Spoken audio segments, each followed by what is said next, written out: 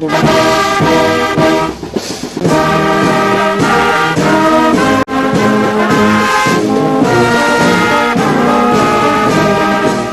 venons de terminer sous la direction du commandant suprême de forces armées de la République démocratique du Congo et de la police nationale congolaise une réunion du Conseil supérieur de la défense élargie où nous avons essentiellement passé en revue la situation opérationnelle dans toute la République démocratique du Congo, mais spécifiquement dans l'Est de la République démocratique du Congo. Cette réunion du Conseil supérieur de la défense était la première avec le nouveau chef d'état-major général qui a eu à la suite du vice-premier ministre, ministre de la Défense, donné les grands axes de sa vision sur ce qui concerne notamment la montée en puissance de forces armées de la République démocratique du Congo, mais la réponse militaire que nous apportons face à la guerre d'agression qui nous est menée par les Rwandais et ses supplétifs terroristes du M23.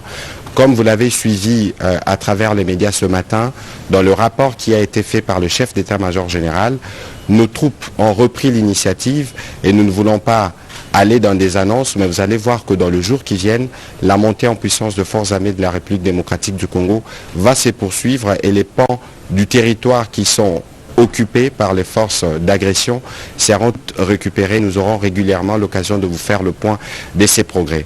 Au-delà de la question opérationnelle qui a été abordée dans toute sa dimension, nous avons aussi abordé les aspects diplomatiques de ces questions où vous avez noté avec nous l'isolation de plus en plus constatée du Rwanda, qui montre que ce n'est pas le pays qui veut la paix dans l'Est de la République démocratique du Congo. Et de ce point de vue, la ministre d'État, ministre des Affaires étrangères, a reçu des orientations précises sur ce qui doit être fait à ces niveaux. Dans le même esprit, les aspects judiciaires doivent se poursuivre parce que nous notons, au vu de l'évolution de la situation, des comportements, des attitudes hauts de mots qui sont suspects, qui ne sont pas de nature à renforcer l'unité nationale ou l'union derrière nos forces armées de la République démocratique du Congo pour mettre fin à cette situation d'agression. Les ministres de la Justice, mais aussi l'auditeur général de forces armées de la République démocratique du Congo, qui participaient à la réunion, vont tous prendre des dispositions à leur niveau pour s'assurer que tout comportement à caractère subversif qui ne rentre pas dans l'objectif premier de la reprise de l'intégrité territoriale de d'autres pays, c'est des comportements qui pourront être sanctionnés. Le même constat a été fait dans la couverture médiatique des événements dans l'Est de la République démocratique du Congo, comme nous avons eu à le relever à travers les mises en garde qui ont été faites.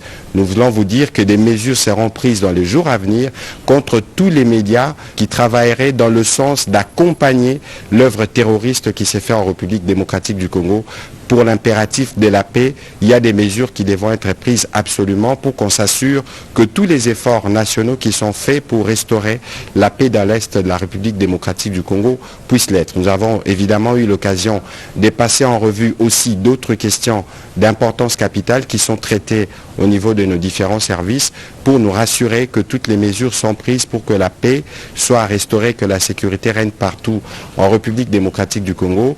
Nous allons terminer évidemment par rappeler la mobilisation que le président de la République ne cesse de demander à tous les Congolais autour de forces armées de la République démocratique du Congo, dont il a à nouveau loué la bravoure et les sacrifices. Et donc nous allons réitérer ces demandes pour que toutes les populations congolaises fassent confiance au président de la République, mais aussi aux efforts soutenus du gouvernement dans le cadre des différents fronts militaires, diplomatiques, judiciaires, économiques et médiatiques pour que nous puissions restaurer la paix dans l'Est de notre pays une fois pour toutes.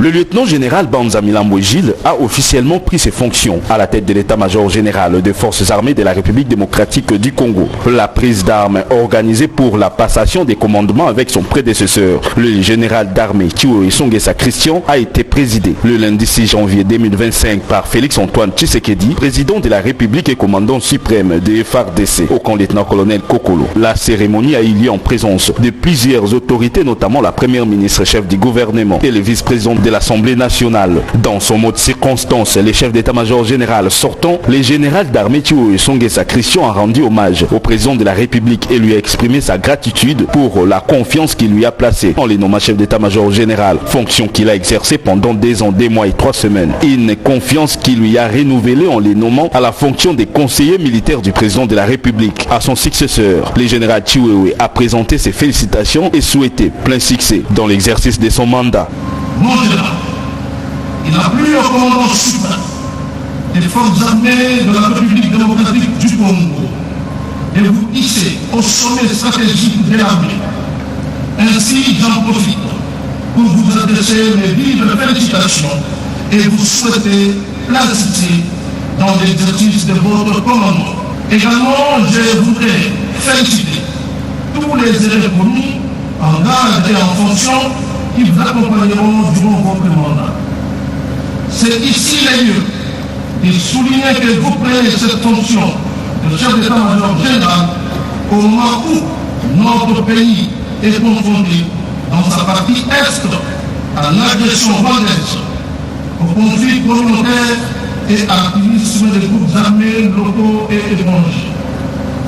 Considérant vos capacités et votre leadership indubitable, je suis convaincu que vous déployerez tous vos efforts pour relever les défis sécuritaires et répondre ainsi aux urgences opérationnelles de l'heure.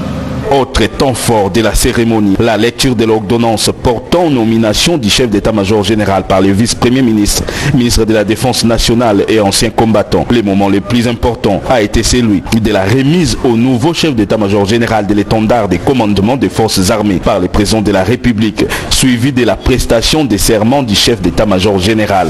J'ai vu solennellement devant la nation congolaise et devant le président de la République, commandant suprême des forces armées et devant la nation congolaise, respecter scrupuleusement l'esprit et la lettre de la Constitution et des lois de la République démocratique du Congo, d'accomplir avec loyauté et honneur toutes les missions qui me sont confiées, de consacrer toutes mes forces et tout mon savoir-faire à défendre l'indépendance, la souveraineté et l'intégrité territoriale de la République démocratique du Congo.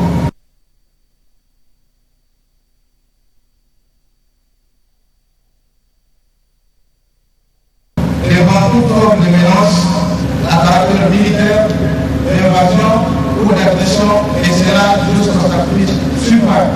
Le commandant suprême des FARDC a pris acte de sa prestation de serment. La cérémonie s'est clôturée par un défilé militaire.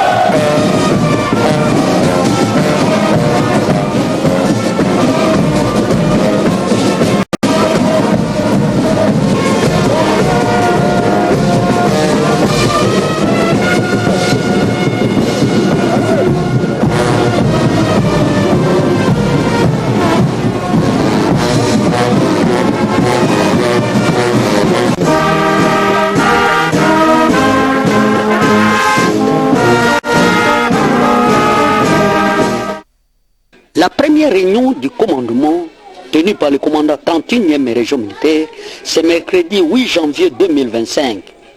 Le général-major Mujinga Timothée, dans la salle OPS pour l'évaluation de l'an 2024 et un nouvel élan de travail pour 2025. À côté de lui, ses deux adjoints, l'un chargé de l'administration et logistique et l'autre des opérations et renseignements, et les officiers de l'état-major et les commandants des grandes unités de la 31e région militaire. Dans sa communication, le commandant 31e région militaire, général-major Mujinga Timothée, a souhaité à tous les meilleurs vœux de bonheur et de prospérité de 2025 aux officiers et les familles, a rappelé les missions des FARDC de se mettre au travail et de manifester la compétence dans la discipline. Le général-major Mujinga Timothée a parcouru toute la situation sécuritaire de 2024 de la province de la Chopo et celle de Bazuélé et a demandé les officiers à la vigilance et au bon encadrement des troupes.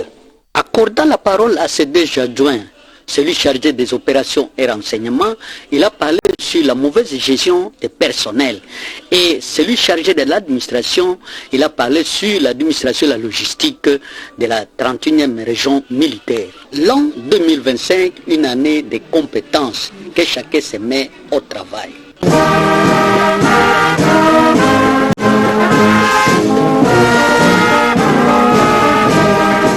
Déterminé à éradiquer la criminalité et le banditisme urbain dans sa garnison, les commandants 14e région militaire et commandant Task Force ville de Kinshasa, le général-major Stasin Kizimumbuyu a organisé le dimanche 5 janvier 2025 pour la énième fois le bouclage du quartier Kangala et ses environs au camp lieutenant-colonel Kokolo. 208 personnes ont été interpellées, dont 95 présumés bandits, 3 armes AK-47, 19 machettes, des boissons frélatées et une importante quantité de chanvre indien ont été saisis. Ce bouclage est la continuité des mesures prises pour assainir les camps militaires des malfaiteurs. Ces derniers fuient la cité pour trouver refuge dans les camps. Certains enfants de militaires sont également auteurs de banditisme dans les camps, souvent devenus un repère des criminels. Pour permettre à la population de célébrer les fêtes de fin d'année dans la quiétude, les éléments de task force ont été déployés dans les communes de Kisenso et de Makala en collaboration avec leur bourgmestre. Au quartier Maboulou, dans la commune de Makala, les habitants qui avaient abandonné leur domicile à cause de Kuluna ont regagné le quartier. Constat fait par M.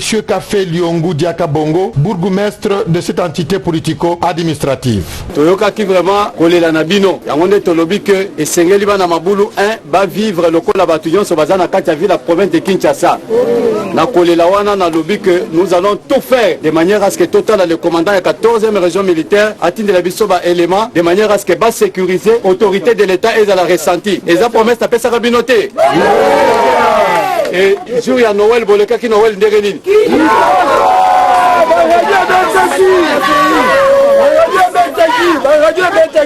Donc le col à radio boyoka ba radio kala.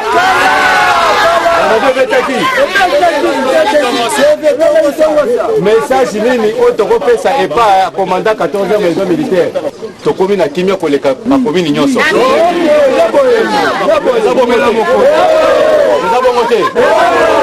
Alors, et là, on a reçu un bino, nous devons imprimer une dynamique de gouvernance sécuritaire participative. Dans le cas que, bandeko yo, baye kocha biso na kati ya quartier, il fallait to collaborer na bango. Collaboration na biso ezala na niveau nini. Eza que ce que za na mutumabe faut ko dénoncer. Parce que biso pe bato makala to ya complice na ba voyou. Est-ce que ba zombie bana mafuba ba jefte ba bandiko violer bino bozama na bango. La kosenga bino parce que na minute elenge seza kimia. Bypass ces Akimia, ok, Zakimia. Direction Mafoubape. Ce déploiement des forces de défense et de sécurité de la 14e région militaire s'étendra progressivement dans d'autres communes en appui à l'opération Ndobo de la police nationale congolaise.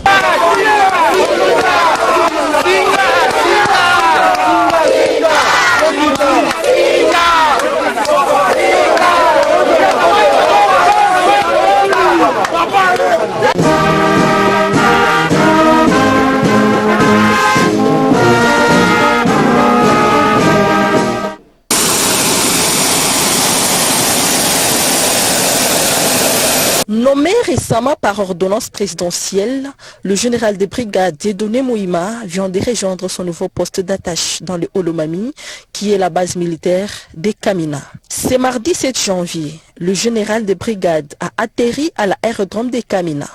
Au pied de l'avion, il a été accueilli par les différents officiers de la base militaire ainsi que de la police nationale congolaise, bien avant de recevoir les honneurs militaires.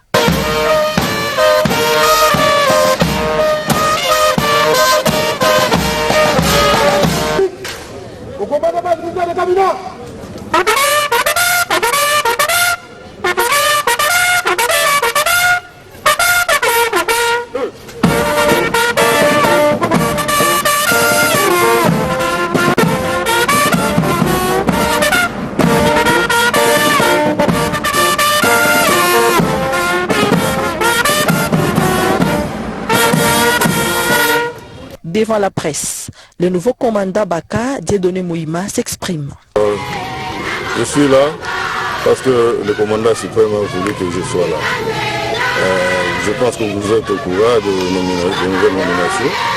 Et il a plu au commandant suprême de me nommer commandant base de Kamina. Et c'est pour cela que je suis là.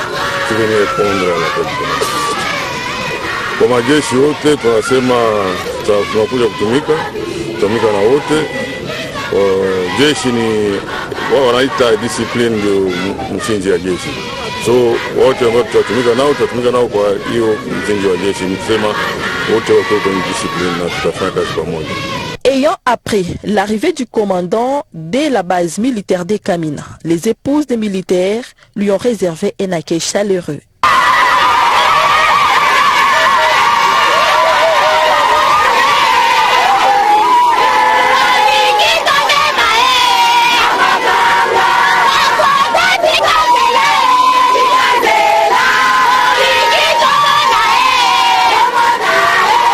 De l'aérodrome des Kamina, le cortège du général s'est rendu au gouvernorat des provinces où le commandant de la base militaire des Kamina, Dieudonné Moïma, a présenté ses civilités au gouverneur des provinces, Banzamouloumé Marmo, représentant du chef de l'État dans le Olomami. La délégation du général des brigades Dieudonné Moïma a pris le chemin de la base militaire des Kamina.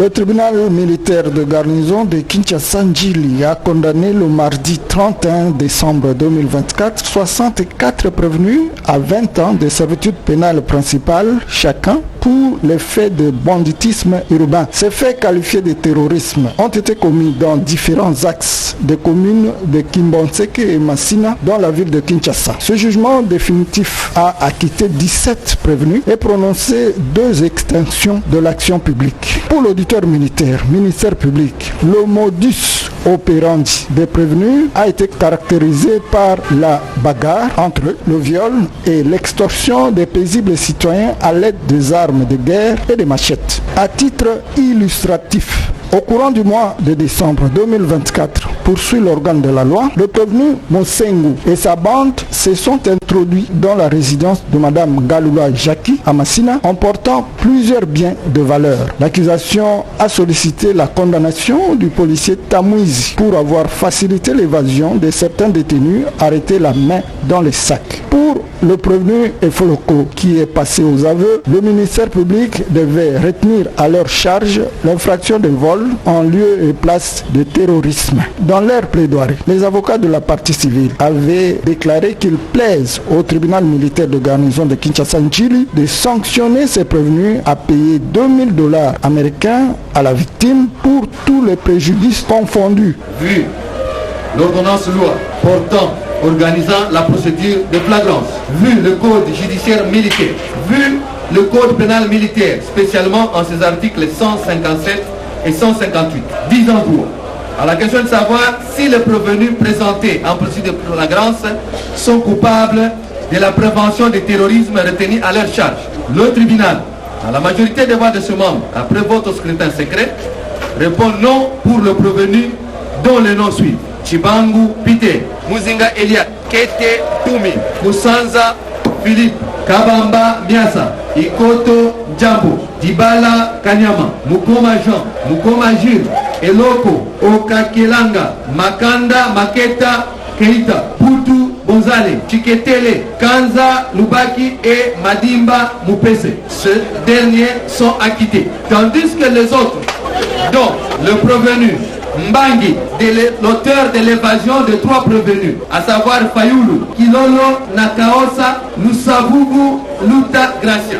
Prévenu Kasongo Jérémy, Bakuka Boatakala, Beya Ndandu, Mbala Katasi, Lutumba Chibambe, Kapuka Mboma, Kabuisa Christian, Ngobo Ngaunisi, Elonga Kasusu Eli, Munongo Christian, Kosi Bayata, Putu Poi Mohamed, Katalai Jonathan, Tumba Trésor, Nitu Baluka, Kisala Pongo, Mukuna Muteba, Kandolo Baongese, Kinamwidi, Kindolo Paul, Mosengo Montana Tony, Ebango Loni Batu, Lua Ungengi, Agombe Chaka, Tanguisi Emmanuel, Kadiasa Ngoloma, Ngoi Poi Samuel, Mulamba Kero, Kikunda Dekwani, Mayala Kachunga et Kiala Kisuka Savane sont coupables des faits leur reprochés et sont condamnés sans admission de circonstances atténuantes à 20 ans de servitude pénale principale. Le prévenu Makeba Bitondo et prévenu Evoloko Ngimbi sont condamnés avec admission de circonstances atténuantes à 10 ans de servitude pénale principale. Ils sont tous condamnés au paiement de frais d'instance d'ordre de 200 000 francs congolais, payables dans un délai de 8 jours. À défaut de paiement dans ces délais, seront soumis à une contrainte par corps de 6 mois. Pour la partie civile, Ngalula, ainsi que Lorette, le tribunal condamne le prévenu Kandolo et Kadiasa au paiement de dommages et intérêts d'ordre de 10 000 $ américains équivalent en francs congolais, payés de manière solidairement à l'égard de 2 victimes, dont l'action civile a été déclarée recevable et fondée. Le tribunal confirme leur arrestation et leur détention.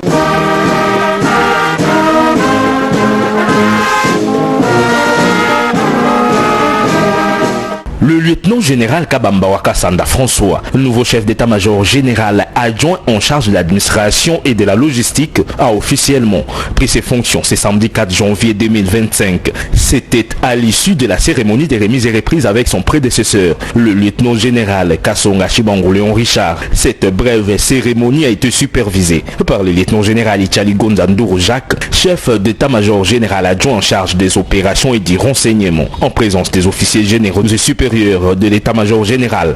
Le lieutenant général Kasonga Chibango Léon Richard a remis à son successeur le signateur juste après la signature du procès verbal. Puis les 2 personnalités ont procédé à l'échange des fauteuils. C'est même samedi, une cérémonie analogue a investi le général de brigade Mbouy Chivoadi Marie-José comme sous-chef d'état-major chargé de l'administration. Est-ce après la remise et reprise avec le général de brigade Mbouy Fabrice, représentant du général-major Kisezo Kukwa Motoma, ancien sous-chef d'état-major en charge de l'administration en soins à l'étranger. Pour rappel, ces séries de remises et reprises interviennent après les nominations par les présidents de la République. Félix-Antoine Tshisekedi, chef de l'État et commandant suprême des FARDC, du lieutenant général Gilles Banza à la tête de l'état-major général des forces armées et de certains de ses collaborateurs.